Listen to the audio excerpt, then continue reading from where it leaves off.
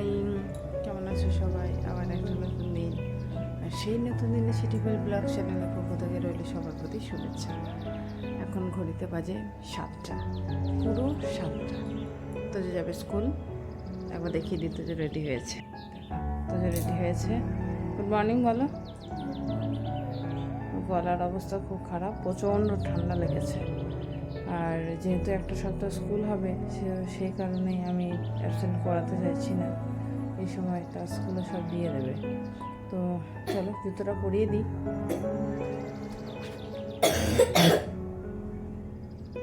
সকাল সকাল রেডি হয়ে গেলি তাড়াতাড়ি।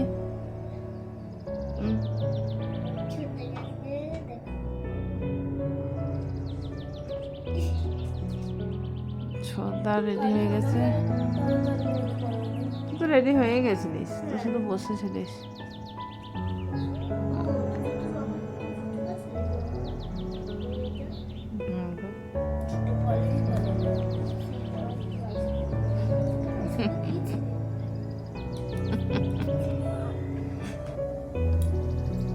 আমি রেডি হয়ে গেছি।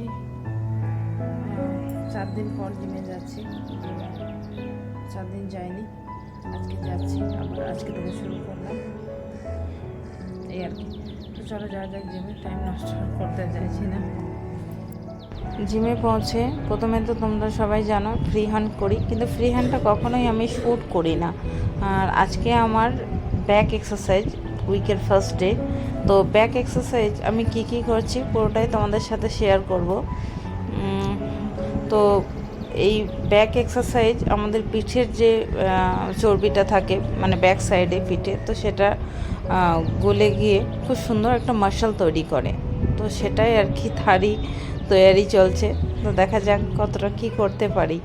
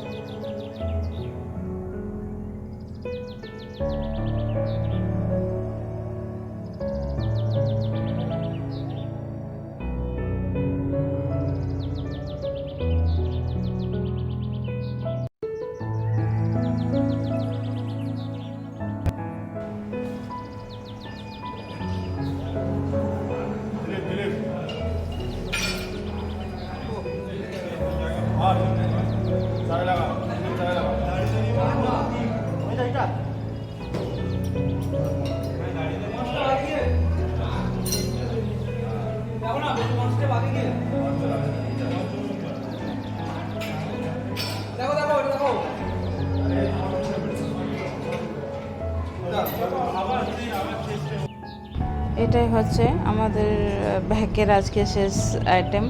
তো এটা মারলেই আমার ব্যাগ মানে এক্সারসাইজটা শেষ হয়ে যাবে। তারপর আমি একটু সাইড মেরে দেখো আমি বাড়ি চলে এসেছি।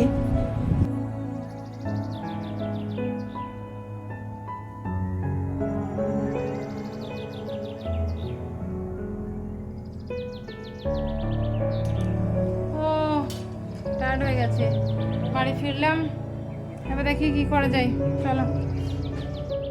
এসে মোটামুটি জামা কাপড় অনেকগুলো ভিজিয়ে দিয়েছি, আর ওয়াশিং মেশিনে ধুয়ে দেবো না, হাতেই ধুয়ে দেবো। কোনো কাজ হয়নি, একটু ঠাকুর ঘরটা গুছিয়ে নিলাম, ঠাকুর ঘরে কাজ করে নিলাম, জামা প্যান্ট একদম একটু স্নান করে ফ্রেশ জামা কাপড় পরে এবার একটু লাঞ্চটা রেডি করবো। তো বাবুকে খাবার টাবার দেবো। আর অনেক যেহেতু হার্ডওয়ার্ক আছে তাই জন্য এই দুটো আমার কানে থাকবে, একদম ফুল এনার্জি নিয়ে কাজ করতে শুরু করে দেবো। আর একটুকু সময় নষ্ট করবো না। তো চলো কাজ করতে থাকি, কানেক্টিং হয়ে গেছে। এই যে পেছনে যে বাবু আছে, বাবু কিন্তু খুব ব্যাড বয়, বড় হচ্ছে না। আর সামার ভ্যাকেশনে কোথাও যাবো বেড়াতে সেটাও বলছে না। ও অ্যাকচুয়ালি যাবে আমার গ্রামের বাড়ি, ওখানে ওর বন্ধুদের সাথে খেলতে যাবে, তাই তো ও যাবে, বলছে না তোমাদের সামনে। কোনো টিকিট পাওয়া যাচ্ছে না, যেহেতু দীঘা মন্দারমণি তো আমরা গাড়ি নিয়ে বেরিয়ে যেতে পারি, সেটা সমস্যা নেই। আমার ইচ্ছা নেই দীঘা মন্দারমণি যেতে। আমার কি বলবো, ভালো লাগছে না, মানে কোথাও যেতে ইচ্ছা করছে না। তবু যাব, অবশ্যই যাব। আগের বছর সামার ভ্যাকেশন টাইমে আমার কিন্তু পায়ের আঙুল ভেঙে গেছে, আর সেই সামার ভ্যাকেশনে পুরোটা কাটিয়েছি ঘরের ভিতর, কোথাও যেতে পারিনি। কিন্তু তারপরে তোমরা ব্লগে দেখেছো আমরা বৃন্দাবন গেছিলাম, বৃন্দাবন, মথুরা, দিল্লি, আগ্রা সব কিছুটা ঘুরে নিয়েছি। যেহেতু সামার ভ্যাকেশনটা যেতে পারিনি তাই। যাই হোক, এবার কোথায় যাই দেখি, কোনো প্ল্যান নেই। আর বেশি বকবো না, বকতে থাকলে তোমরা স্কিপ করে করে ব্লগ দেখছো, সেটা কিন্তু হবে না। প্লিজ ব্লগগুলো স্কিপ করে দেখো না, একটু পুরো ব্লগটা দেখো। স্কিপ করে দেখলে আমার কিন্তু একটু সমস্যা হয়ে যাবে। তো এটা রিকোয়েস্ট তোমাদের কাছে, পুরো ব্লগটা না স্কিপ করে দেখতে থাকো। রান্নাঘরে চলে এসেছি, সব কাজ টাজ গুছিয়ে মেশিনে কাজটা দিয়েছি, মেশিন চলছে। আর এদিকে রান্নাও বসিয়েছে। এখানে আগে আমের চাটনি বানাবো, আমটাকে দিয়ে দিই।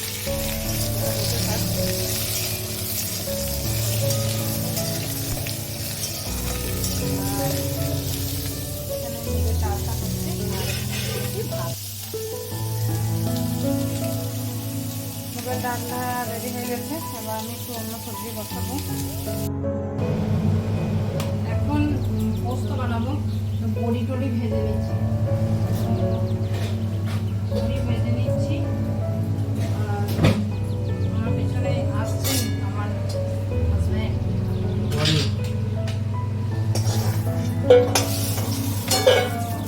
ও বাজার গিয়েছিল, বাজার থেকে এনেছে মাছ মাংস। তোমরা জানো তোজো খুব খেতে পছন্দ করে মাছ মাংস, তো সেই কারণেই নিয়ে আসা হয়েছে। বাবা নিয়ে এসেছে, ধুয়ে দেবে আমাকে। আমি একটু চিংড়ি মাছের মালাইকারি বানাবো, তো চিংড়ি মাছের মালাইকারি বানাবো, ওই জন্য দুটো কড়াই বসিয়ে দিয়েছি। আর সত্যি করে ডিম থেকে এসে না রান্না ঠান্না করতে অনেক সময় লেগে যায়। তারপর সবজি টবজি আমি রাত্রেবেলা কেটে রেখে দিই, আর সেটুকু সময়ও কালকে হয়নি, কারণ কালকে সন্ধ্যাবেলায় হঠাৎ করে আমার জ্বর চলে এসেছে কোনো কারণ ছাড়াই, আর সেই কারণে করে উঠতে পারিনি। আজকে সব কিছুটা ম্যানেজ করছি, দেখা যাক কতটা কি করতে পারি। আর কী কী লাঞ্চ মেনু বানাচ্ছি সেগুলো কিন্তু দেখাবো। ক্যামেরাটা একটু রোটেট করতে হবে, এবং অন্য একটা জিনিস দেখানো হবে।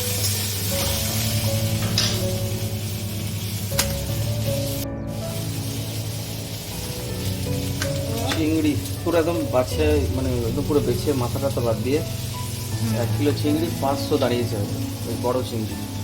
কিন্তু এই চিংড়ি একদিনেই শেষ হয়ে যায়। মানে বাচ্চারা পাগলের মতো এই চিংড়িটা খায়, কাঁটা থাকে না তো, সবসময় খুব পছন্দ করে। আর এই যে মাংস এনেছে, এটা আজকে বানাবো না, আর একদিনে সব তো বানানো সম্ভব নয়।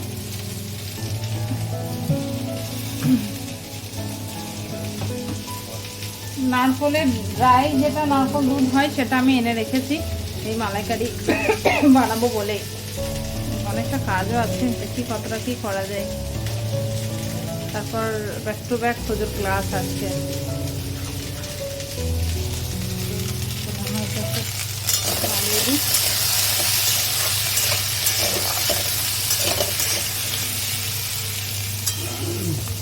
চাটনিটা হচ্ছে, আর তোজো আবার চাটনি ছাড়া কিছুতেই হবে না, মানে তোজোর চাটনি তোজোকে দিতেই হবে। আমের চাটনি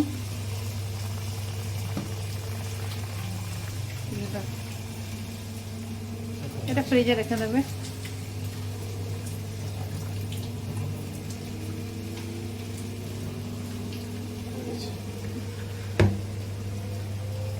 চলো রান্না করি, রান্নাটা শেয়ার করব। চাটনিটা বানানো একদম পুরো রেডি, দেখো। আমি এবার এটা ঢেলে নেব বাটিতে, সবটা তো দেখা যাচ্ছে না। আমি এবার এটা বাটিতে ঢেলে নেব। হ্যাঁ এবার ঠিক আছে, একদম চাটনি বানিয়েছি। আর এই চাটনি তোজো খাবে, এই চাটনিটাই তোজো খাবে। মোটামুটি আমার চাটনি বানানো রেডি হয়ে গেল। এবার ঢ্যাঁড়স ভাজা বানাবো, তারপর হবে চিংড়ি মাছের মালাইকারি। পোস্তটা একদম রেডি করে নিলাম, তরকারি হয়েছে। আর এখানে এই যে মালাইকারি করার জন্য চিংড়িটা একটু ফ্রাই করে নেব। রান্নাটা হলে শেষ। লাঞ্চ মেনু শেয়ার করি। এই যে এখানে ভাত বানিয়েছি, এখানে বানিয়েছি ঢ্যাঁড়স ভাজা, এখানে এটা বানিয়েছি পোস্ত, আর এটা বানিয়েছি চিংড়ি মাছের মালাইকারি, এই যে। আর এটা বানিয়েছি মুগের ডাল, আর লাস্ট পাতে চাটনি আর দই। তো এতটা লাঞ্চ মেনু আছে। আর তোজোর ব্যাড লাক, তোজো কি বলছে একবার বলি। আমার আজকে কাঁচি দিয়ে আঙুল কিভাবে কাটতে গেছিলাম, দিয়ে আঙুল কেটে গেছে। হ্যাঁ এবার ওর যদি এটা দিয়ে খেতে যাই তাহলে জ্বালা হবে, সেই জন্য মা সব মাখিয়ে দেবে। প্রন ছাড়া, প্রন মালাইকারি ছাড়া। প্রনটা বাটিতে দেবো, চাটনিটা বাটিতে দেবো। যাও তুমি টিভিটা লাগাও, যাও। এবার সমস্যা হচ্ছে, তোজো দুঃখ করে বলছে মা আজকে তুমি প্রন বানিয়েছো আর আজকে আমার হাতটা কাটতে হলো, মানে খুব আনন্দ করে ভাতটা খেত, তাই তো? চলো বাই বাই। চলে এসেছি বাইরে থেকে, একটু ঘুরে এলাম। এসে এবার তাড়াতাড়ি করে রান্না বসিয়ে দিয়েছি। রান্নাতে একটু পেঁপে সবজি বানাবো, আমি খাবো আর হাজব্যান্ডও খাবে। পেঁপে সবজি, আর সবথেকে বড় কাজ আদা রসুন পেস্ট করার আছে, তো সেটা করব।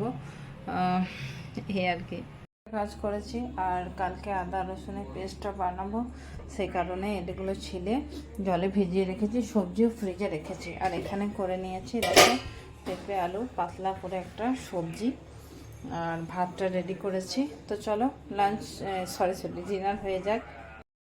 আর ব্লগও এবার শেষ করি, ব্লগ চলছে অনেকক্ষণ থেকে। তো আজকের মতো গুড নাইট, দেখা হবে অন্য আরেক নতুন ব্লগের সাথে। আর একটু সাবস্ক্রাইব করো প্লিজ।